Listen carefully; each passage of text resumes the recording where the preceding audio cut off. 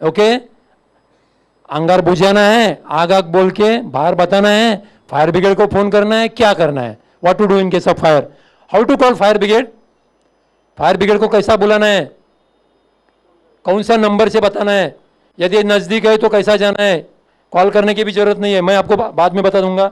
Then what to do when fire brigade arrives, दमकल कर्मी आने के बाद क्या करना है, $1 मिलियन क्वेश्चन, उनके होजेस लेके भागना है, क्या बोला, अरे उधर अंगार खत्म हो गया है लग के, क्या भाई साहब उधर मत बुझाओ, इधर बुझाओ, ये बुझेगा, मैं पहला बुझाओ, ये तो बुझ गया है, मेरा भी जलेगा। फायर ब्रिगेड कर्मी को या दमकल कर्मी को अच्छी तरह से जानकारी है कौन सा पहला बुझाना, इधर कभी भी पार्शलिटी नहीं होता है। आप अभी फोन करके देखो 101 के ऊपर, नहीं लिया तो मैं जो आप बोलेंगे वो सुनूंगा, इधर कोई भी पार्शलिटी नहीं है। हाँ, रियल होना चाहिए, रील नहीं होना चाहिए। Okay, so what to do when fire brigade arrives, so this is the fire triangle, we have already gone, 3 things are required, that is fuel, heat and oxygen, and a triangle constituted by 3 essential elements of fire is termed as a fire triangle, or it is also called as a combustion triangle, it is also called as a combustion triangle, आग का त्रिभुज, आगीचा त्रिकोण, okay, fuel, heat and oxygen. So what is the temperature required, heat up to what,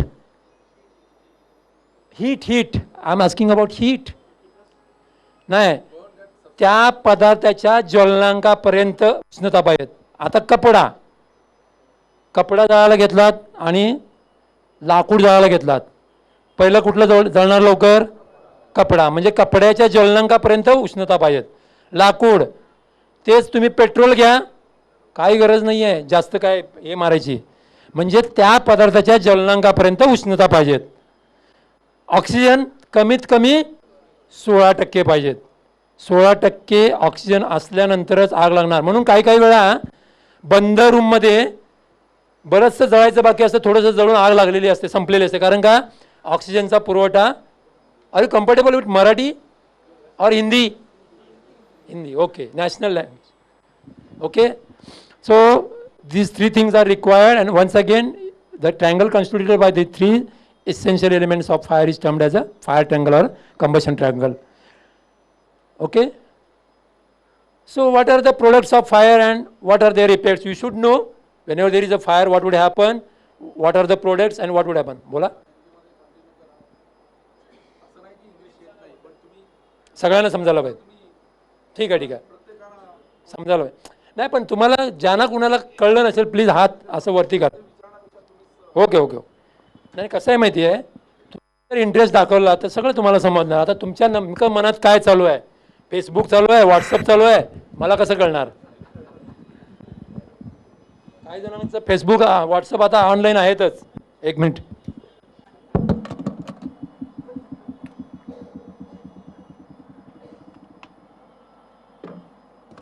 आम्ही काय lecturer नाही आहे, पण तुमच्यासाठी आम्ही लेक्चरर बनलेलो आहे, त्यामुळे जास्तीत जास्त कसं तुम्हाला माहिती होईल ते तुम्ही काढून घ्यायचं आमच्याकडून, ओके।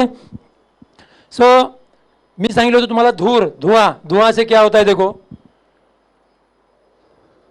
पुअर विजिबिलिटी, दिखने में आसान नहीं होता है। इस समझो रूम में धुआं है, आप बैठे हैं, धुआं हुआ, कहाँ एग्जिट है कहाँ एंट्रेंस है मालूम ही नहीं पड़ेगा, सो दिखने में तकलीफ हो जाएगी, पुअर विजिबिलिटी। इसके लिए क्या होगा, प्रिवेंट एस्केप्स, अभी अंदर वहाँ से आए, यहाँ से बाहर जाना है, लेकिन पूरा धुआं है तो आपका एग्जिट किधर और एंट्रेंस किधर कैसा मालूम पड़ेगा, तो धुएं से प्रॉब्लम होता है, इट प्रिवेंट्स योर एस्केप, अंगार से बाहर भागने को तकलीफ हो जाएगी। Then what would happen, asphyxiation, death. अभी ये धुआं आप अंदर लोगे, ऑक्सीजन के अलावा दूसरा कुछ भी लोगे तो प्रॉब्लम हो जाएगी आपको, खाली ऑक्सीजन से ही प्रॉब्लम नहीं आ सकतेगा, ओके। सो एस्पिसियन, सफोकेशन होता है, ओके, घुसमट आपली होते आणि आपल्याला मृत्यू ओढवतो।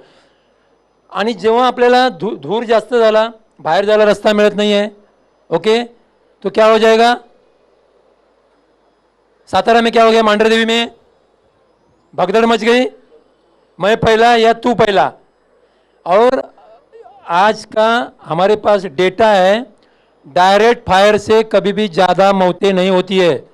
ये सब जो भी होते हैं indirect, even in Kamala mill what happen, direct अंगार से कोई भी जला नहीं, अंगार से कम जलते हैं, खाली घबराहट, पैनिक, स्टैम्पेड से ज़्यादा। वो लोगों ने क्या किया बेचारों ने, उनको लगा थोड़ा अंगार है जाएगा। बच्चे क्या करते हैं, हम लोग स्कूल में जब भी जाते हैं तभी बच्चे नीचे छुप के बैठते हैं या टॉयलेट में जाते हैं। वैसा कमला मिल में क्या किया उन्होंने, नीचे जाने के बजाय उन्होंने सीधा टॉयलेट में जाके उधर सहारा लिया। क्या हो जाएगा, थोड़े टाइम के बाद अंगार बढ़ने वाला है, अंगार बढ़ने के बाद क्या होगा, वहाँ का ऑक्सीजन कम हो जाएगा, पूरा धुआं पूरा गैसेस हो जाएगा, और गैसेस और धुआं आप अंदर लोगे तो आपको घुटन होगी, सफोकेशन होगा, दम घुट जाएगा आपका। ओके, तो पैनिक, स्टैम्पेड डेथ। और अभी भी देखो, ये स्टैम्पेड ये अपने लिए नया नहीं है, सबसे ज़्यादा वर्ल्ड में स्टॅम्पेड अपने पास, भगदड, चेंगरा चिंगरी। ओके, आता हा प्रयोग, हा विष प्रयोग आहे, मी सांगतोय तो बघा। ट्रेनमधून तुम्ही येत असाल, जात असाल, आमची ट्रेन तर सुटली, 24 तास ड्युटी आहे। लेडीज कंपार्टमेंटच्या जवळ, सॉरी टू से, लेडीज कंपार्टमेंटच्या जवळ खाली छोट्या आवाज म्हणा बॉम्ब, फक्त बॉम्ब बोलायचं। आता ही विष परीक्षा आहे, बोलायचं नाही तुम्ही। पुढच्या 2 ते 3 मिनिटांमध्ये सगळ्या राणी लक्ष्मीबाई होणार। आग लागली आहे का बघणार नाही, कायच बघणार नाही, धावत्या ट्रेनमधनं वरनं सरळ खाली उडी मारणार। सॉरी, हे मी बोलतोय तुमचा मूड बदली करायसाठी, पण हे फॅक्ट आहे। मला गॅरंटी आहे की हे लेक्चर तुम्ही अटेंड केल्यानंतर तुम्ही म्हणणार कुठे आहे, असं म्हणायला पाहिजेत। कोणतरी बोलला आग, बॉम्ब, कुठे आहे? मरायचं तर एक दिवस सगळ्यांनाच, पण हे काय जगणं झालं, रोज थोडं थोडं थोडं मरायचं। ओके, सो हम लोग क्या है, खाली वो स्टैम्पेड, पैनिक की वजह से हमको प्रॉब्लम होते ज़्यादा। अंगार में ज़्यादा कभी भी कैजुअलिटी नहीं होती है, अबाउट 80% कैजुअलिटीज वो इनडायरेक्ट है। अंगार लगने की वजह से वो डर की वजह से ये स्टैम्पेड होती है। ओके, नेक्स्ट, अभी फायर गैसेस है, कार्बन मोनोऑक्साइड है, हाइड्रोजन क्लोराइड गैस है, कार्बन डाइऑक्साइड। ये नॉर्मली जब भी अंगार लगती है तभी ये गैसेस होते हैं। अभी यहाँ में ऑक्सीजन तो है ही नहीं है, आप इनमें से कोई भी गैस इनहेल कर रहे हो तो आपको घुटन हो जाएगी। ओके, कार्बन डाइऑक्साइड और ये दोनों जो गैस है ये तो बहुत ही खतरनाक गैस है। ये गैस खुद जलते हैं, this two gases are highly flammable. तो ये आप इनहेल करोगे तो आपको ऑक्सीजन की डिफिशियंसी की वजह से सफोकेट तो होगा, लेकिन इसको थोड़ा भी स्पार्क लगता है तो ये दोनों खुद चलते हैं। ओके, सो फायर गैसेस आते हैं, उससे वजह से क्या होता है, टॉक्सिक एंड एक्सप्लोजिव गैसेस, ये जलने वाले हैं तो एक्सप्लोजन होता है। Okay, then explosion and fire spread, abnormal respiration, क्योंकि आपको कम से कम 19.5% प्राणवायु की मात्रा होनी चाहिए नॉर्मल जीने के लिए। 19.5% प्राणवायु की जरूरत होती है, लेकिन आप ये गैस उधर जाने के बाद ऑक्सीजन बाहर जाएगा, और ये जब भी आप इनहेल करेंगे तभी क्या हो जाएगा, ओके, सांसें फूलेगी।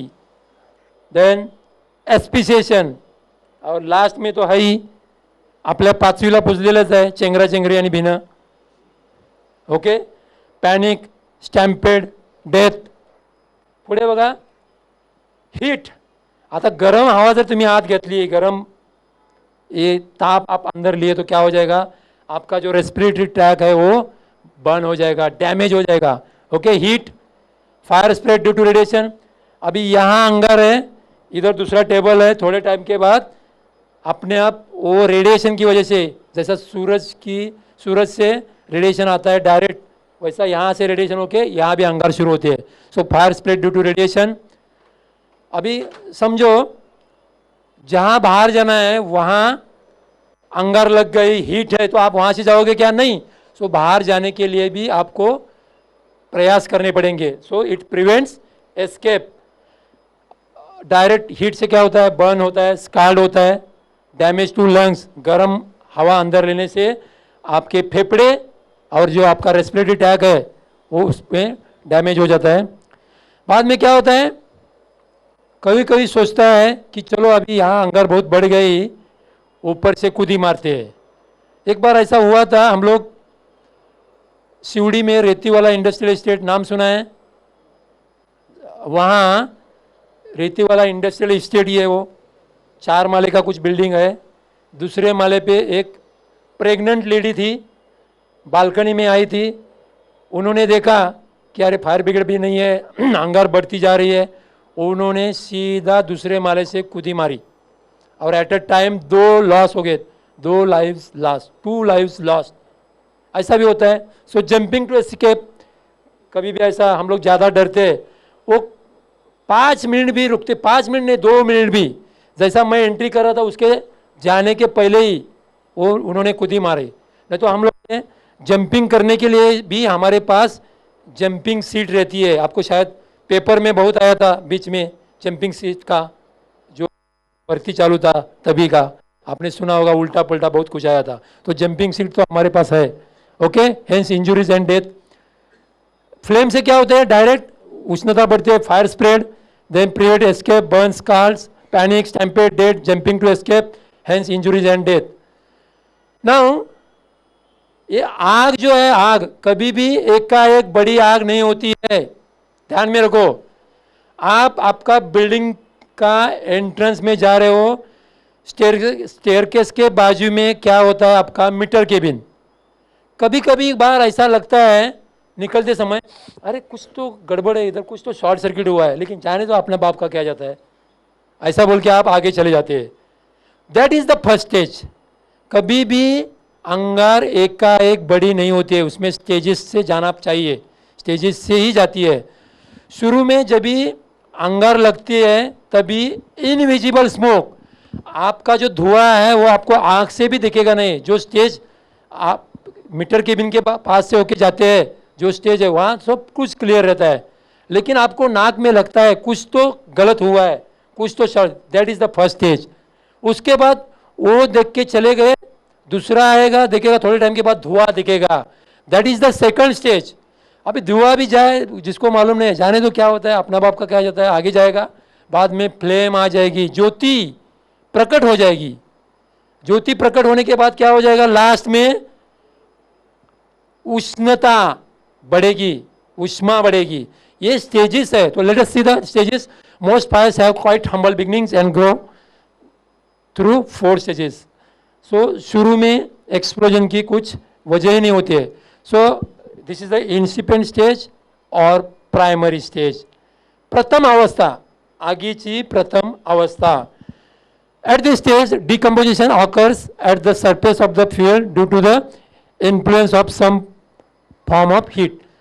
जो वायर का ऊपर का जो कवरिंग है वो उसमें से इनविजिबल स्मोक आता है. ओके, उसमें अंगार लगते हैं, अपने को आँख से दिखते नहीं, लेकिन इनविजिबल स्मोक वहाँ से एक बास आना चालू होता है. उसके बाद products of combustion given off at this stage are invisible to the eye, आँख से दिखेगा नहीं.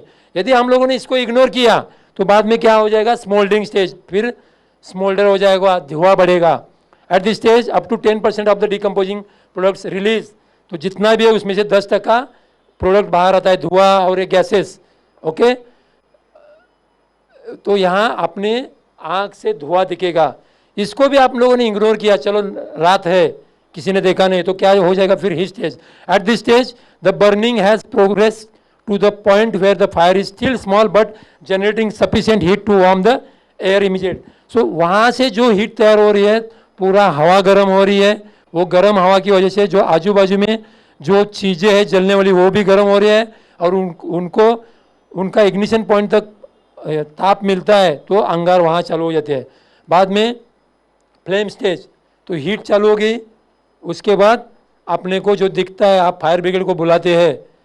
फ्लेम स्टेज, लंबे से अंगार दिखना, vapours from the decomposing fuel have ignited and are at this stage where flames are self propagated, अपने आप अंगार चालू ही रहती है.